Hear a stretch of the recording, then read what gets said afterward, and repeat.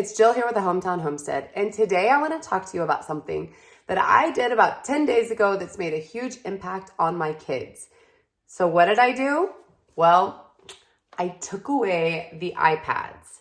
iPads are something that we've had around for a couple years since one of my kiddos was having quite a bit of hospital time. It was something we never planned to do before that. But it kind of snuck in on us as we were facing long travel times, lots of hospital time. And then on the same point back at home, it was something that the kids could do that didn't take a lot of stress or energy when we were dealing with so much other stuff going on with our kiddos. Now, we always have had strict time limits on them. The kids were allowed to have 15 minutes in the morning after their chores were done. 15 minutes after lunch, and then sometimes got 15 minutes before bed. But when you have 4 kids trying to cycle through that, that's still more tech time than anyone needs. And it got to the point where they were wanting to watch each other play a game or whatever the situation may be. And so I just decided enough is enough, and we took them away. Now, of course, this was met with a little bit of resistance, but I really kind of had them confused when I did it. So I'll give you all of the details about how I did it, what's going on since, and if they're coming back in this video. So what was the first thing to happen when I initially took them away? Well, it was complete confusion. And I say that because I had actually just told the kids that they could get out their chickens, which if you're following along, you know we had chicks. They could get their chicks out, but if there was a mess, that they were to clean it up. Well, I noticed that there had been a mess, that it was cleaned up in some regard, but the cleanup was not complete. And when I asked for a few more details, nobody was forthcoming with exactly what happened. So I did not get mad and angry. I just simply said, hey guys, you know what? I value truth and honesty here, and I know that you might not want to give me details on what one of your brothers or sisters did or didn't do, but the truth is that iPads are a reward, and at this point, I'm just gonna put them away until the person who did this can come to me and be honest about the situation and what exactly happened here.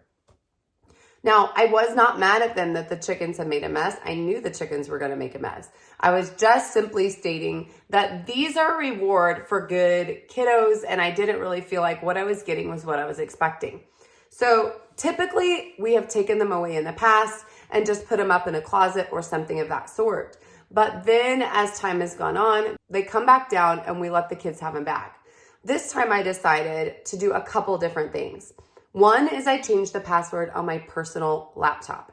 Why?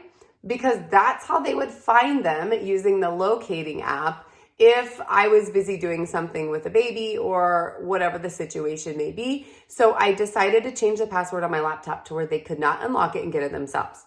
Yes, they still could use my phone, but I always have it with me so I would know if that was going on. The second thing I decided to do was I put them up really high. I'm not telling you where, because if I said it here, maybe my son would see this and then he would know where to find him.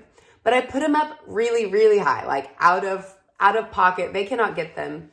They cannot get to them. And they also don't have the locating option. So these are completely gone. I actually had to climb somewhere myself to get these out today, and they're going straight back away before they get home.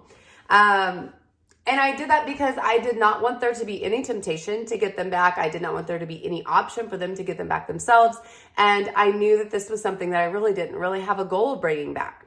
So my goal is that they're up there long enough that their batteries run dead and it's so dead that they can't even be located. That being said, my very first tip is to make sure that you don't take them away in anger.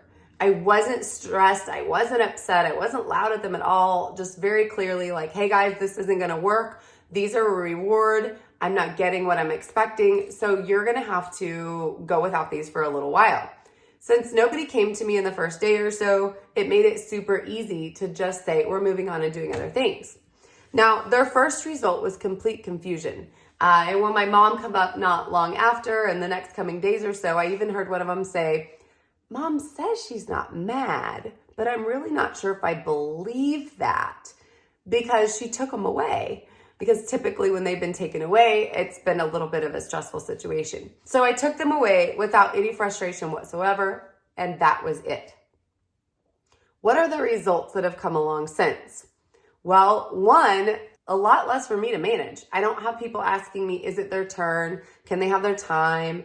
Can they watch X show or whatever the situation? Because they're gone and I just don't have to deal with it. The other thing I've noticed is a little bit more creativity because they're not focused on what they can do next or what game they can see or, building in their Minecraft. They're actually doing it with their hands. So there's been more cardboard crafting, which can lead to more clutter. I'm not going to say it can't. But it's also better for their bodies, their brains, and their development. The next thing that I found really interesting is that my guy who's just taking off and is reading decided to pick up a book at the library when normally we're reading leveled readers and things that I already have around the house. And he's been walking around the house asking me to help him with words that he needs to help decode. And it has been amazing to see him fall in love with a book. Of course, it's about bull riding because, that's him and that's what he loves.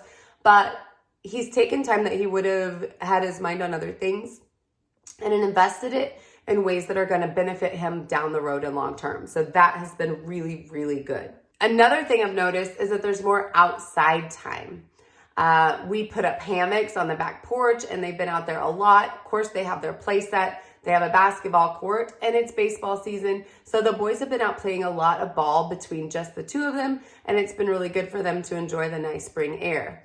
That is something that is kind of hard for us because one of my guys does suffer from allergies a lot. But when we've been able to get him outside and keep everything under control allergy-wise, it's been really, really good to kick him out back and tell him to go have fun.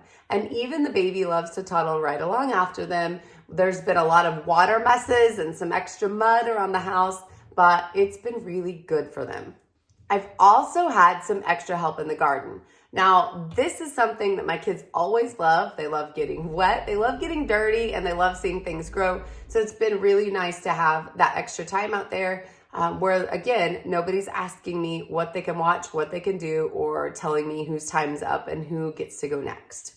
We still have been allowing some TV. Now, our family doesn't do much TV to begin with, but they have watched a few things on PBS Kids, and they watched a couple things on Netflix that have been approved. So there is still some time coming in where they watch a little bit of show, but it's something that we're all doing together. And even my 3-year-old came up last night and was telling me about something she learned on Wildcrafts about which owl had an ear higher and lower than the other one.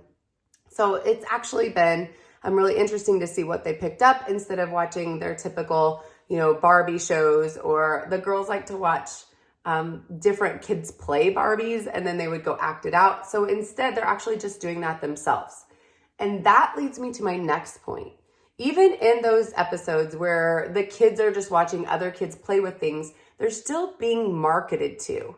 So it's taken away the draw or the constant wanting for new things because they're not seeing what some other kid is playing with or what other thing they can have to complete their set.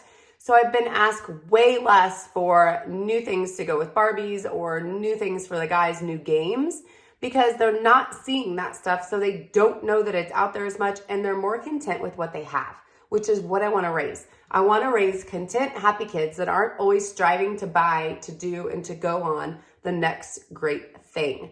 I want them to be sparked by their own curiosity and interest instead of being told and marketed to on what they need. So I think this is heading in the right direction. If you feel like your kids have too much tech and need to detox, pull the phones and pull the iPads and just put them away. Like I said, I recommend not being upset when you do it and letting them know if you want to, like, hey, listen, I have messed up. I have given you too much time. This isn't something that's good for your brain, and I'm ready to make a change for the better. So I hope you guys have enjoyed what we've done around our house and can take some valuable tips for it on how to take back the tech time and get a little bit more control over a real old-fashioned childhood for your kids. If you're interested in more tips like this or want to follow along with how their detox goes from tech, make sure to subscribe and come back because we will be doing more content like this very, very soon. So thanks for stopping by the Hometown Homestead, and I'll see you back soon.